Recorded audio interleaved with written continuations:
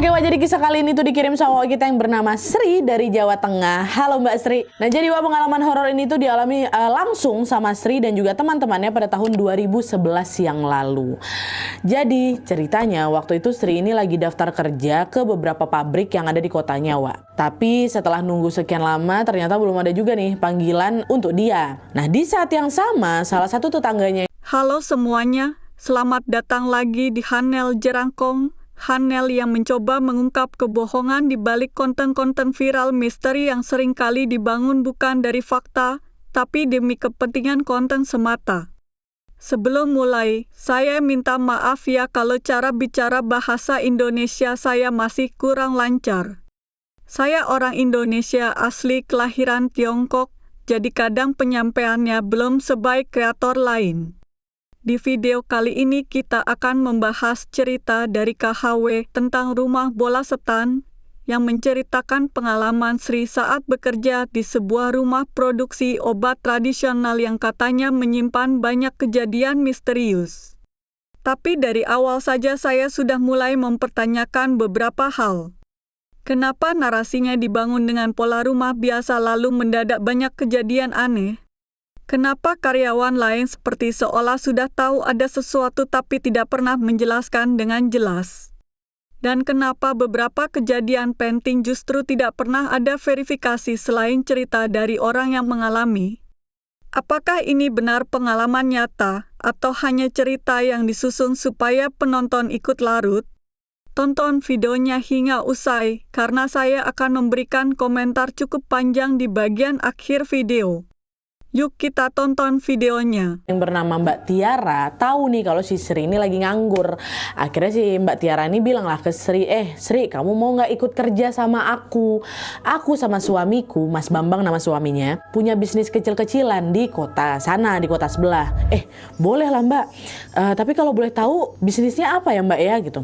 Kami jualan obat tradisional, itulah kayak jamu, obat asam urat, gelinu, masuk angin dan macam-macam lah gitu. Kalau kamu mau, nanti kamu gabungnya di bagian produksi. Tugasnya gampang kok, cuman ngebungkus-bungkusin obat aja. Gimana? Kata Mbak Tiara. Nah, karena aku rasa tugasnya nggak begitu sulit, Nat, aku pun langsung aku yain lah tawaran itu kan. Boleh Mbak, boleh. Mau aku. Kapan aku bisa masuk kerja gitu kan? Udah, besok aja langsung, kata Mbak Tiara. Sekarang kau mulai packing-packing barang-barangmu. Besok kamu langsung ikut saya ke lokasi. Oh, siap Mbak, kata si Sri. Dapatlah dia kerjaan sama Mbak Tiara kan. Dah, singkatnya, Sri sama Mbak Tiara pun besoknya langsung berangkatlah ke kota sebelah. Ternyata, Wak, tempat bisnisnya Mbak Tiara ini bukan pabrik yang gimana-gimana, bukan, melainkan cuman rumah kontrakan yang terdiri dari 2 lantai. Rumah itu bukan cuma jadi tempat produksi obat-obatan tradisional, tapi juga menjadi tempat tinggal bagi semua karyawan. Lokasinya berada di komplek perumahan yang cukup mewah, tapi karena rumah itu tuh berada di paling ujung gang, suasananya juga kerasa sepi kali, Wak. Nyampe di sana, Sri langsung kenalan lah ini sama karyawan-karyawan yang lain kan. Ada Dita, Nia, sama Eni. Totalnya memang nggak banyak, Wak, cuma 5 orang termasuk Sri sama Mbak Tiara. Nah, terus mereka pun ngajak lah si Sri ini untuk keliling rumah gitu untuk menunjukkan semua ruangan yang ada di rumah itu. Di lantai 1 ada ruang tamu, ada dapur, ada kamar mandi dan tempat mereka memproduksi obat-obatan. Sementara di lantai 2 ada 2 kamar. Kamar pertama ditempatin sama Mbak Tiara si owner ini, dan kamar kedua yang ukurannya lebih besar ditempatin sama mereka berempat. Jadi semua karyawan tuh ngumpul di satu kamar, Wak. Masing-masing punya kasur sendiri-sendiri. Tapi di kamar itu memang nggak ada kamar mandinya. Jadi kalau misalnya mau keluar, mau ke toilet atau mau kemana harus turun dulu ke lantai 1.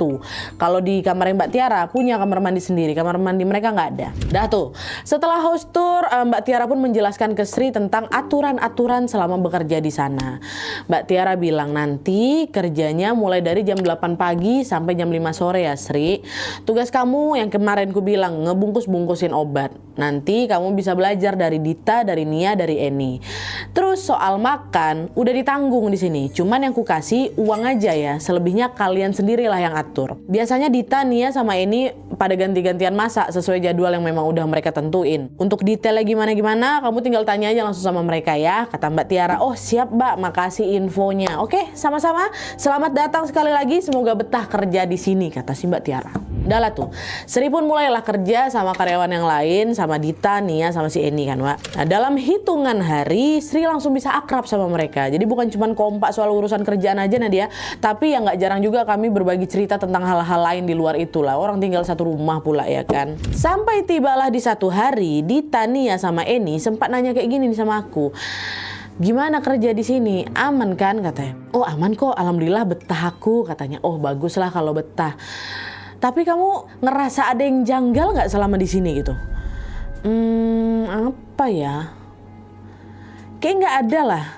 Cuman aku baru sadar, ternyata Mas Bambang, suaminya Mbak Tiara tuh memang jarang nginap di sini ya Wak katanya. Oh iya, Mas Bambang tuh kerjanya di luar kota. Paling mampir ke sini tuh tiap beberapa minggu sekali. Itu pun nggak lama, terus habis itu dia pergi lagi. Oh pantesan, Mbak Tiara memang sering kelihatan sendiri kan? Nah iya memang. Tapi selain itu ada yang ngeganjal lagi nggak Wak? Katanya itu ditanya lagi sama mereka. Nggak ada kok. Emang apa? Oh nggak apa-apa. Ya udah bagus lah kok kayak gitu. Ya udah lanjut kerja lagi, kata si dua orang ini. Nah, percakapan itu bikin aku agak ngerasa aneh, Nat. Ngapa tiba-tiba mereka nanya kayak gitu? Emang ada apa di rumah ini? Bukannya selama ini aman-aman aja ya kan? Sri nggak ngerti maksud mereka waktu itu apa, Wak. Selama 2 minggu kerja di sana, Sri juga nggak nemuin kendala apapun. Sampai akhirnya memasuki minggu ketiga, Wak, keanehan pun mulai terjadi.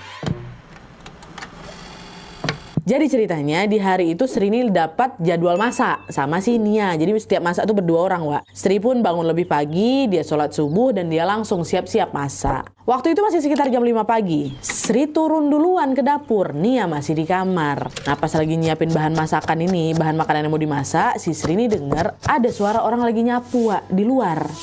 Srek, srek. Suara sapu lidi.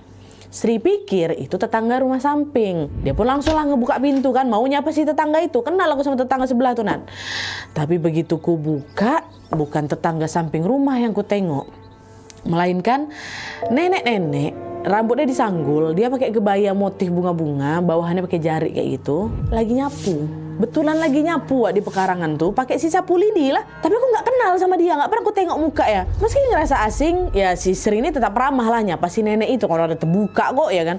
Nek, pagi-pagi udah nyapu aja Nek. Aku gitu kan Nat. Nah denger itu si nenek langsung noleh ke aku. Cuman anehnya dia nggak ngebalas apaan aku Nat. Ditengok aku aja kayak gini. Tajam gitu dia nengok aku Nat. Nah ditengok, lanjut dia nyapu lagi. Dia nggak ngomong apa-apa. Merinding aku di situ. Subuh-subuhnya tutup pintu ya kan, ngebatin. Itu nenek siapa ya? Kok aku nggak pernah lihat? Keluarga tetangga samping rumah mungkin ya. Ayo udahlah gitu. Dah. Sri lanjut lah masak lagi kan, nggak ada lagi mikir aneh-aneh Wak. Sat selama masak. Entah kenapa si Nia, ini partner masak aku hari itu, nggak turun-turun dari kamar. Sri pikir Nia ketiduran. Akhirnya ya udahlah, aku siapin aja lah semua masakan tuh sendiri Nat. Mungkin kecapean kali dia ya kan. Terus sekitar jam 6:30 pagi, setelah semua masakan tuh beres, aku mau mandi. Mandinya di mana? Di kamar mandi lantai 1. Aku mandi dulu lah, sarapannya nanti aja sama yang lain. Pikirku kayak gitu. Dah, aku ambil alat mandi, ambil handuk. Memang ada di bawah kan, semua handuk terjemur sama alat mandi ada di bawah. Waktu aku buka pintu kamar mandi itu Nat, Nia lagi terduduk di lantai dalam keadaan basah. Dia nangis senggugukan. Mas.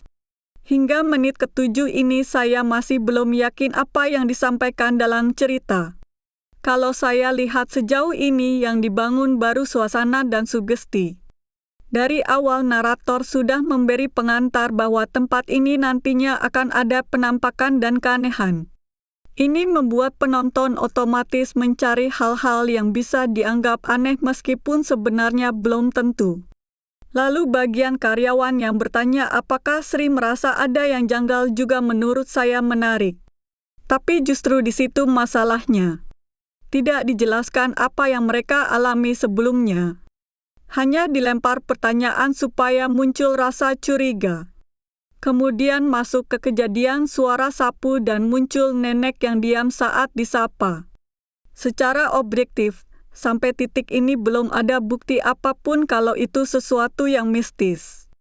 Bisa saja tetangga, orang sekitar, atau memang Sri belum mengenalnya karena baru tinggal di sana sekitar 2 minggu.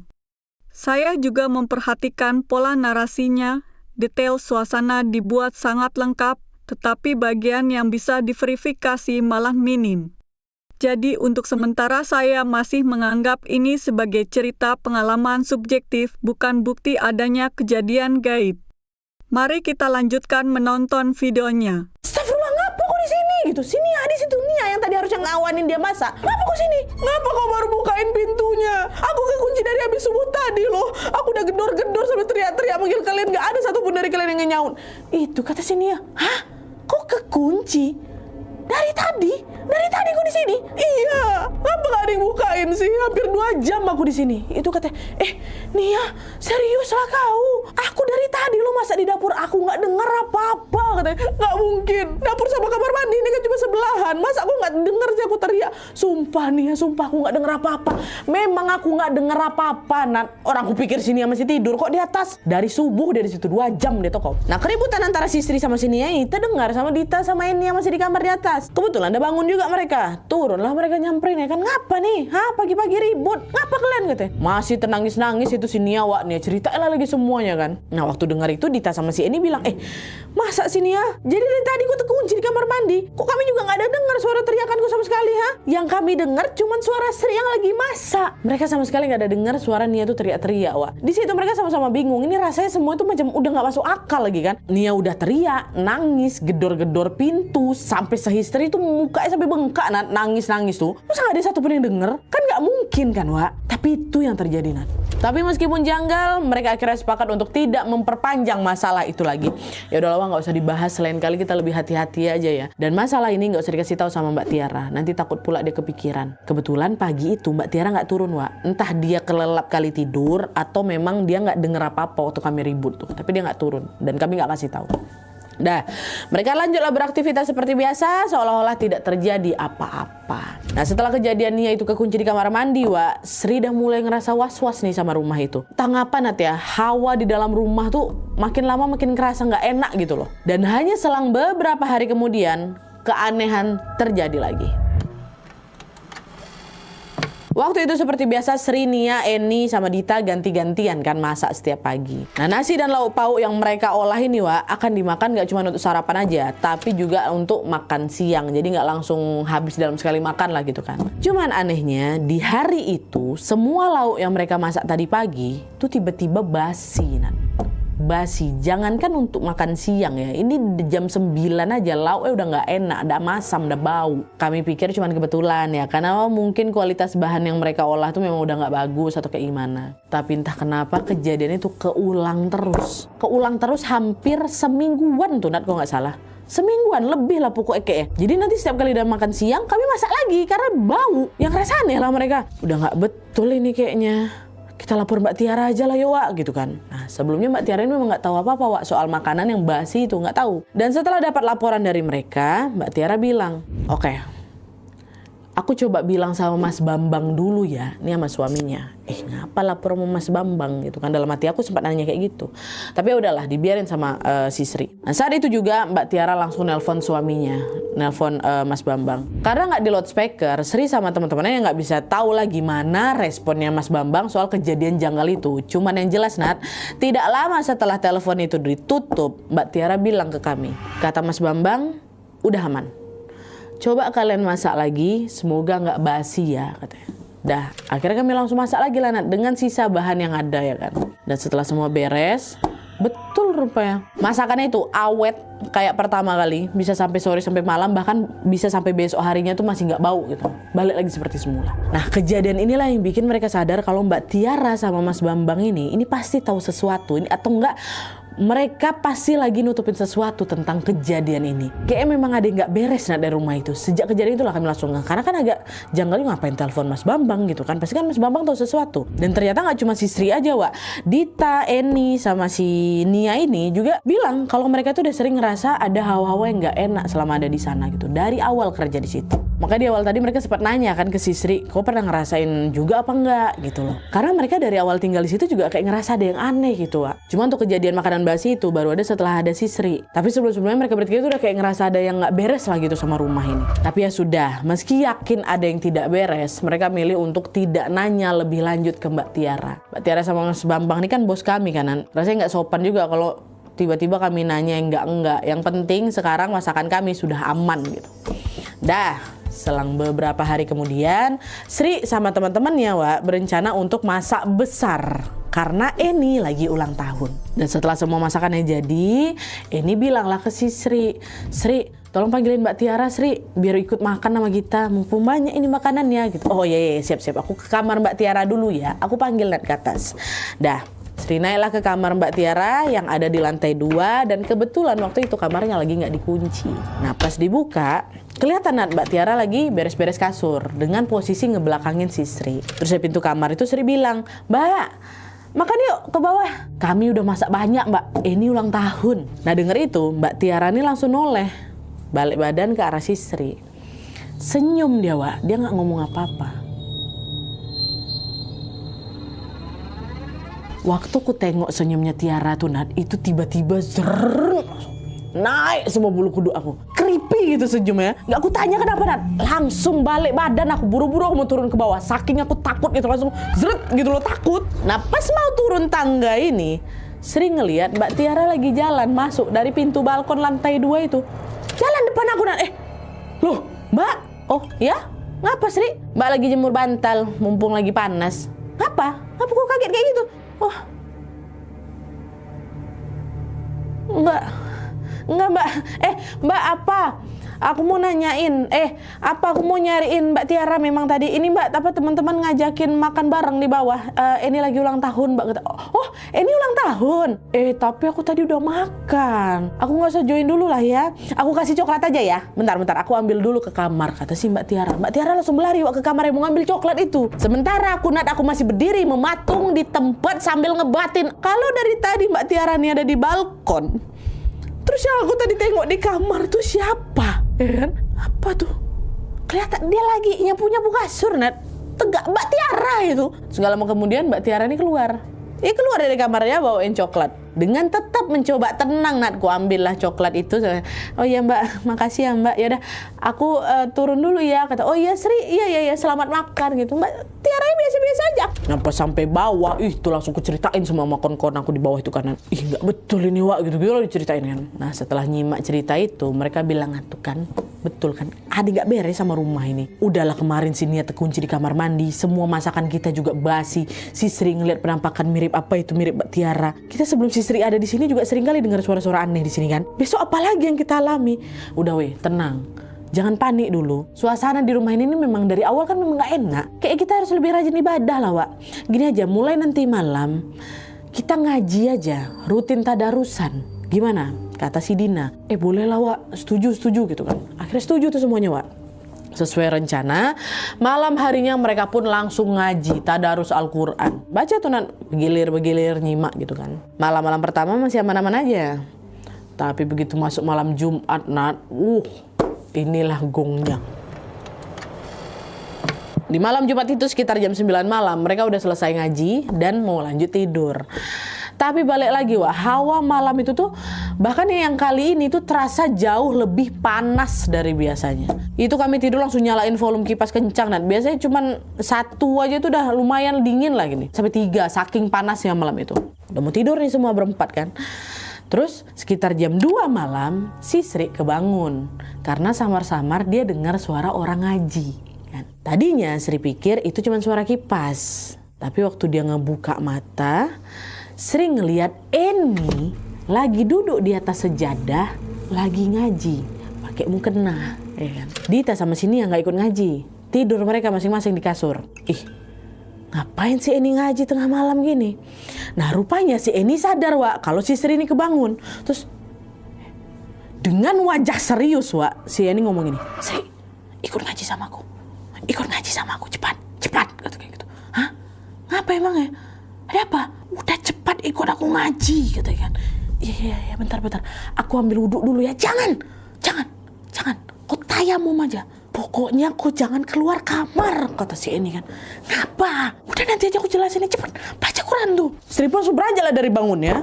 tayamum dia, Wak. Ini FYI buat yang belum tahu tayamum nih, Wak. Jadi tayamum ini semacam pengganti wudhu kalau lagi nggak ada air atau lagi nggak bisa pakai air lah gitu. Caranya cukup menyentuhkan telapak tangan ke debu atau permukaan yang bersih, ya kan? Terus usap wajah kedua tangan sambil niat bersuci. Itu tayamum, Wak, pengganti wudhu. Nah waktu itu si istri kan udah buru-buru pengen tayamum dulu kan. Dia tempelin lah tangannya di permukaan tembok yang dekat sama jendela kamar. Nah jendela kamar ini, Wak, ngadap langsung ke tangga dalam rumah, ya kan? Jadi bukan ngadap ke arah luar rumah, dalam rumah, bagian tangga. Terus dah dia tayamum. Selesai dia tayamum, Wak, si istri ini ngelihat kayak ada bayangan orang lagi jalan di tangga dalam itu. Siapa tuh? Mbak Tiara kah? Tumben jam segini belum tidur ya. Karena penasaran, Sri dekatkanlah mukanya ke kaca tuh untuk kayak gini nih loh. Kalau kayak ini kan agak bepantul apa kayak gimana kan, dia gini. Rupanya bukan Mbak Tiara, Nat. Ada sosok perempuan rambutnya panjang, dia pakai baju putih polos. Dia lagi melayang dari bawah ke atas. Jadi sosok tuh seolah-olah lagi jalan di tangga, Wak. Dia nggak napak lantai, dia melayang. Astagfirullah. Sri langsung putar badan, dia nyamperin sini. Di luar. Udah, diam. Aku juga tengok dari tadi. Dari tadi dia mondar-mandir depan kamar kita, makanya aku ngaji. Cepat kau ngaji, kata kayak gitu kan. Perkara itu loh, si Eni langsung ngaji rupanya. Langsung aku buru-buru pakai mukena ngaji aku sama si Eni. Terus nggak lama, terdengar ada yang ngedor pintu kamar. Suaranya kencang kali, Nat. Kencang sekencang-kencangnya, macam menerobos masuk dalam rumah tuh loh. Cuman anehnya si Nia sama si Dita tetap tertidur pulas. Nggak terbangun mereka sama sekali. Kami juga nggak kepikiran mau ngebangunin. Udah ketakutan duluan. Halo ya Allah, apa itu? Dia mau masuk itu, dia mau masuk. Nah di saat yang sama si Eni tetap fokus ngaji dan mengeraskan suaranya. Auzubillahiminasyaitonirrajim, bismillahirrahmanirrahim. Langsung kayak gitu. Dia ngaji, tetap ngaji, Wak. Akhirnya sama kayak si Eni, Sri juga. Yalah, aku lanjut ngaji lagi. Auzubillahiminasyaitonirrajim. Sampai nangis aku di situ. Ya Allah, itu masih kayak gitu, Wak. Barulah mereka ngaji, mereka kencengin suaranya itu sini ya sama si Dina, ndak terbangun, tidur mereka. Jadi aku sama si Eni aja, Wak, di situ. Kami kerasin lagi suara ngajinya dan pelan-pelan suara gedoran itu pun hilang berhenti. Tapi dari bayangan celah pintu, Wak, sering ngelihat kalau itu sosok tuh masih mondar-mandir, Wak. Di depan kamar kami kan ada jendela kan, masih itu kami, aduh ya Allah merinding. Itu kami masih ngaji, terus ngaji. Waktu azan subuh baru dia nggak mondar-mandir lagi. Setelah yakin keadaannya aman, barulah Eni menghentikan bacaan ngajinya. Alhamdulillah ya Allah. Pergi juga dia. Iya, Wak. Udah gak betul nih. Siapa sih dia tuh, Ngapa dia mondar-mandir depan kamar kita? Ada salah gak kita ini ya? Gak tahu aku. Mungkin kemarin kau tengok kayak Mbak Tiara tuh dia tuh, Ndak. Bisa jadi. Serem kali ya, Wak. Udah gak apa-apa. Yang penting sekarang udah aman, kata si Eni ya. Sejak ngalamin teror di malam itu, Wak, sebenarnya si Sri udah nggak betah lagi kerja di sana. Nggak betah aku, udah mau resign aku. Tapi aku bingung alasannya apa. Masa ya aku ngomong jujur sama Mbak Tiara kalau nggak betah, Mbak, aku di sini aku nengok hantu. Aku takut sama kuntilanak yang aku tengok kemarin, kan nggak mungkin. Akhirnya Sri pun menunda rencana resignnya. Sri memberanikan diri untuk tetap beraktivitas seperti biasa, Wak. Dah lah kan. Hari-hari pun berlalu sampai tibalah mereka di malam 1 suro. Dalam kepercayaan orang Jawa, Wak, malam 1 suro itu dianggap ya wingit lah, sakral gitu kan. Dan konon katanya di malam itu tuh makhluk gaib lagi pada berkeluyuran. Makanya orang-orang milih untuk nggak keluar rumah karena takut mengundang hal-hal yang tidak diinginkan. Malam 1 suro tiba. Nah, kebetulan di hari itu kerjaannya si Sri dan yang lain juga lagi libur, Wak. Dan Mbak Tiara juga lagi pergi keluar kota. Jadi cuma mereka berempat aja di rumah. Akhirnya karena nggak ada kerjaan, mereka pun bilang, kita jalan-jalan keluar komplek yuk. Biasanya malam-malam kayak gini banyak tuh yang jual-jual jajanan gitu. Boleh yuk jalan kaki aja kita ya gitu. Iya yuk. Sekalian jalan-jalan malam gitu kan. Damailah mereka keluar. Terus setelah puas jajan, menjelang tengah malam mereka pun baliklah ke rumah. Nah pas masuk area komplek, tiba-tiba, nah ini kami berempat nih ya, tiba-tiba angin bertiup dingin. Suasana mendadak hening, sampai hewan-hewan malam pun udah nggak kedengeran lagi suaranya. Hening kali, Nak. Hening. Di situ Sri sama kawan-kawannya langsung was lah. Pasti akan apa nih? kok nggak enak hawanya. Padahal di luar rumah loh, Wak. Terus pas mereka udah dekat sama rumah mereka ini, mereka berempat semua ngelihat ada bola api, Wak, lagi melayang tepat di atas atap rumah mereka. Ya astagfirullah, astagfirullah. Wah, apa tuh ya Allah? Panas banget itu, panas banget. Selama sekian menit, Wak, itu bola api itu terus melayang. Melayang, nah, di atas atap rumah kami itu melayang deh. Itu kami nggak ada yang berani kabur, nggak ada, diam kan, takut. Astagfirullah, astagfirullah, ya Allah, astagfirullah, astagfirullah, astagfirullah. Nah, nggak lama barulah bola itu menjauh, hilang. Ya kan? Nah, setelah bola itu hilang, baru kami berempat berlari masuk rumah. Wah, gitu. Apa tuh? Apa tuh? Cepat-cepat ambil wudhu gitu. Masuk rumah langsung ambil wudhu, diam semua di kamar, jangan keluar lagi. Malam itu Mbak Tiara juga nggak pulang ke rumah, Wak. Jadi betul sisa berempat aja mereka. Kami malam tuh sama-sama nggak bisa tidur. Akhirnya ngaji, doa sama-sama. Untungnya malam itu nggak ada kenapa-napa. Setelah azan subuh baru kami sholat, baru habis itu tidur. Baru tidur tuh habis subuh, Nat, bayangkan. Karena malam itu mereka kurang tidur, mereka pun kebangunnya dalam keadaan yang nggak fit lah kan, capek lah gitu. Pagi itu sebenarnya gilirannya si Sri, Wak, yang masak, Wawa kita ini. Tapi karena kecapean, si Sri bilang, hari ini kita beli lote aja yuk, mager kali aku masak. Iya, boleh. Makan lote aja kita. Nah, si Sri ini yang beli. Sri beranjak dari kasur, dia belilah lote sendirian di depan rumah. Nah, sambil nunggu pesanannya, si Sri tuh kayak dipandanginnya terus rumah tuh kan. Karena dia kebayang sama kejadian tadi malam. Ngapa ya tadi malam ada banaspati terbang di atas atap rumah nih? Rasanya ada banyak misteri, tapi aku tuh nggak tahu apa, Nat. Kami nggak tahu apa. Aku cuma bisa ngelamun, ikut tengok rumah tuh kan, aku pandang-pandang rumah tuh. Diam, aku sambil menebak-nebak jawabannya. Apalah ya. Nah, di tengah lamunan itu, si ibu penjual lote ini tiba-tiba, Mbak, kok ngelamun? Lagi mikirin apa? Enggak, Bu. Nggak apa-apa gitu. Mbak baru tinggal di rumah itu kan? Oh iya, Bu, saya kerja di situ juga, bantu ngebungkus-bungkusin obat katanya. Oh iya, selama kerja di situ jangan sering ngelamun, Mbak. Ibadahnya dijaga, banyak-banyakin istighfar dan berdoa, kata si ibu ini. Oh iya, Bu. Bu, tapi maaf, Bu, kalau boleh tahu emang ada apa, Bu? Kenapa nggak boleh ngelamun-lamun? Udah tau lah aku, Nat, maksud omongan ibu ini ya kan. Ibu ini udah lama jualan lotek di sini. Ibu sering dengar rumor yang gak enak soal rumah itu. Katanya dulu ya, rumah ini tuh pernah jadi sarang judi, Mbak. Sarang judi. Tapi kayaknya mereka tuh bukan cuman judi biasa. Mungkin mereka pakai tumbal juga. Soalnya setiap kali ada yang lagi main judi di rumah judi itu, warga sekitar tuh sering lihat ada penampakan bola api melayang-layang di atas atap rumah tuh. Terus besoknya itu pasti ada aja yang meninggal. Dekat sekitar sini pasti ada yang meninggal. Dan kamu mau tahu?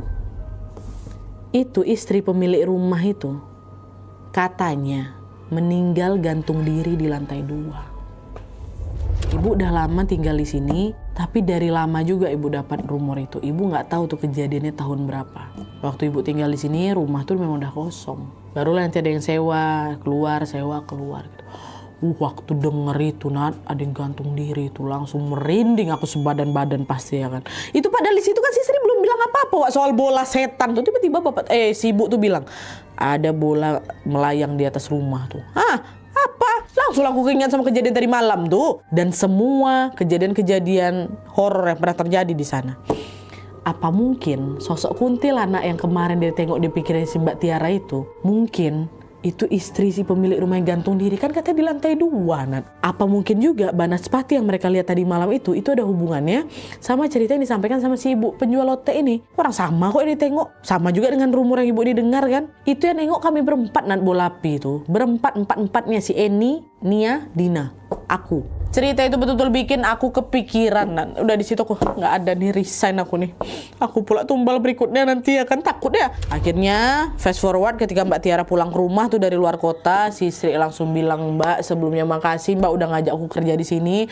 Tapi maaf Mbak, kayak aku nggak bisa lanjut karena aku dapat panggilan kerja di PT, Mbak, katanya. Bohong aku di sini, Nat. Untungnya di situ Mbak Tiara nggak banyak nanya lagi. Ayo, ya udahlah nggak apa-apa gitu, langsung mengiyakan. Beberapa hari kemudian si Sri langsung beres-beres, udah balik ke rumah. Selang seminggu kemudian Nia ikutan resign juga, terus gak lama nyusul Dita sama Eni juga resign. Sering gak tahu gimana keadaan rumah itu sekarang, Wak, cuman yang jelas di tahun 2013 atau 2 tahun setelah si Sri kerja di sana, Mbak Tiara memutuskan untuk pindah rumah. Jadi bisnis obat-obatan tuh masih berlanjut, tapi proses produksinya tuh udah nggak lagi di rumah itu. Aku nggak tahu apa yang bikin Mbak Tiara itu pindah. Apa mungkin Mbak Tiara juga ikutan diteror sama kayak mereka, atau mungkin dia ekspansi bisnis, atau kayak gimana entah. Sri cuma bisa berdoa semoga di tempat yang baru keadaannya lebih aman. Gitu aja. Ya, sudah kita saksikan ceritanya hingga usai. Sangat menarik dan menegangkan. Dan kini saatnya saya berkomentar. Kalau dari awal sampai akhir saya mengikuti alur cerita ini, posisi saya tetap sama. Saya belum percaya dengan semua yang disampaikan sebagai kejadian supranatural yang benar-benar terjadi. Bukan karena saya menolak cerita horor. Bukan juga karena saya merasa semua orang yang bercerita pasti bohong. Tapi karena untuk sampai pada kesimpulan bahwa suatu kejadian itu mistis, menurut saya harus melewati banyak kemungkinan yang lebih masuk akal terlebih dahulu. Dan di cerita ini justru banyak sekali bagian yang menurut saya masih terlalu longgar untuk langsung dianggap bukti adanya sesuatu yang gaib. Yang pertama, saya melihat pola pembangunan cerita yang sangat khas konten horor internet. Awalnya tempat dibuat terlihat normal. Lalu muncul satu kejanggalan kecil. Setelah itu muncul kejadian kedua. Lalu kejadian ketiga yang lebih aneh. Lalu puncaknya muncul penampakan. Pola seperti ini sangat efektif untuk membuat penonton ikut percaya karena setiap kejadian dipakai untuk memperkuat kejadian berikutnya. Padahal kalau dipisah satu persatu, banyak bagian yang sebenarnya masih bisa dipertanyakan. Contoh pertama, kejadian Nia terkunci di kamar mandi. Kalau mengikuti cerita, Nia mengaku sudah teriak, nangis, gedor-gedor selama hampir 2 jam, tetapi tidak ada satu orang pun yang mendengar. Nah, di titik ini saya justru bertanya, apakah benar tidak ada yang mendengar? Atau orang-orang memang sedang fokus dengan aktivitas masing-masing? Karena kalau rumahnya dipakai produksi, ada suara dapur, ada kipas, ada orang baru bangun, sangat mungkin perhatian orang tidak fokus ke suara lain. Lalu pertanyaan berikutnya, apakah benar Nia sudah terkunci selama 2 jam penuh? Apakah ada jam yang memastikan itu? Atau hanya perasaan saat panik? Karena saat seseorang panik dan sendirian, persepsi waktu bisa berubah jauh. Yang kedua, bagian makanan yang tiba-tiba cepat basi lalu normal lagi setelah Mbak Tiara menelepon suaminya. Jujur bagian ini menurut saya justru yang paling lemah kalau mau dijadikan bukti mistis. Makanan basi itu banyak sekali variabelnya. Cara menyimpan, kondisi dapur, kebersihan alat masak, bahan makanan, suhu ruangan, cara memasak, atau bahkan kontaminasi silang. Dan yang menarik, setelah telepon Mas Bambang lalu masakan kembali normal, cerita langsung mengarahkan penonton ke kesimpulan bahwa pemilik rumah tahu sesuatu. Padahal bisa saja saat telepon itu mereka membahas hal praktis yang tidak diceritakan. Misalnya, coba jangan simpan dekat kompor, atau jangan pakai bahan yang itu, atau tutup makanannya. Tapi karena detail itu tidak ditampilkan, akhirnya penonton diarahkan untuk mengisi sendiri kekosongan cerita dengan unsur mistis. Yang ketiga, bagian nenek yang menyapu. Saya pribadi sangat hati-hati dengan cerita seperti ini. Karena Sri baru tinggal di situ. Dia tidak kenal semua tetangga. Lingkungannya baru. Jam masih subuh. Pencahayaan belum maksimal. Orang yang baru pindah ke lingkungan asing sangat mudah salah mengartikan hal yang sebenarnya biasa. Apalagi kalau setelah itu mulai muncul cerita dari orang lain tentang rumah tersebut. Sugesti bekerja sangat kuat. Begitu seseorang percaya tempat itu angker, semua kejadian biasa mulai terasa tidak biasa. Lalu bagian yang menurut saya paling menarik sekaligus paling lemah, sosok yang menyerupai Mbak Tiara. Ini kejadian yang sering muncul di cerita horor Indonesia. Seseorang melihat orang lain di satu tempat. Ternyata orang aslinya ada di tempat berbeda. Kalau ini kejadian nyata, saya tetap tidak langsung lompat ke kesimpulan supranatural. Karena manusia itu sering salah menangkap informasi visual. Apalagi melihat dari jauh, melihat dari belakang, melihat sebentar, sedang tegang dan sudah terpapar cerita-cerita aneh sebelumnya. Otak kita sering mengisi detail yang sebenarnya tidak ada. Dan ada satu hal yang menurut saya penting. Sepanjang cerita, hampir semua kejadian disampaikan lewat ingatan. Bukan rekaman. Bukan bukti. Bukan saksi independen. Bukan dokumentasi. Kita mendengar cerita yang sudah melewati kejadian ingatan penceritaan penyuntingan narasi. Di setiap tahap itu ada kemungkinan detail berubah. Saya juga memperhatikan bagaimana hampir semua karakter di cerita ini selalu memberi respons yang mendukung suasana horor. Ada yang bilang rumah terasa aneh. Ada yang bilang jangan dibahas. Ada yang bilang dari awal sudah merasa tidak enak. Secara naratif ini bagus untuk membangun ketegangan. Tapi secara objektif, ini membuat cerita sulit diuji. Karena semua informasi saling menguatkan satu sama lain tanpa ada pihak yang benar-benar mempertanyakan. Dan sekarang kita masuk ke bagian yang menurut saya paling penting. Apakah saya bilang cerita ini bohong? Tidak. Saya tidak bisa membuktikan itu bohong. Tapi saya juga tidak melihat alasan kuat untuk langsung percaya. Menurut saya ada perbedaan besar antara saya tidak bisa menjelaskan kejadian ini dan berarti ini pasti makhluk gaib. Dua hal itu berbeda. Tidak bisa dijelaskan sekarang bukan berarti jawabannya otomatis supranatural. Bisa jadi informasinya kurang. Bisa jadi persepsinya keliru. Bisa jadi ada detail yang hilang. Atau memang ada penjelasan biasa yang tidak terpikir saat itu. Dan satu hal lagi yang sering saya ulang di Hanel ini. Cerita yang terasa nyata bukan berarti benar-benar nyata. Semakin detail sebuah cerita, belum tentu semakin valid. Kadang justru detail dipakai supaya emosi penonton ikut masuk. Sekali lagi, saya tidak menuduh siapapun membuat cerita palsu. Saya hanya memilih untuk tidak percaya sebelum ada alasan yang cukup untuk percaya. Kalau kalian sendiri bagaimana? Apakah kalian percaya semua kejadian di rumah itu benar-benar mistis? Atau kalian juga merasa masih banyak bagian yang sebenarnya bisa dijelaskan secara logis? Tulis pendapat kalian di kolom komentar.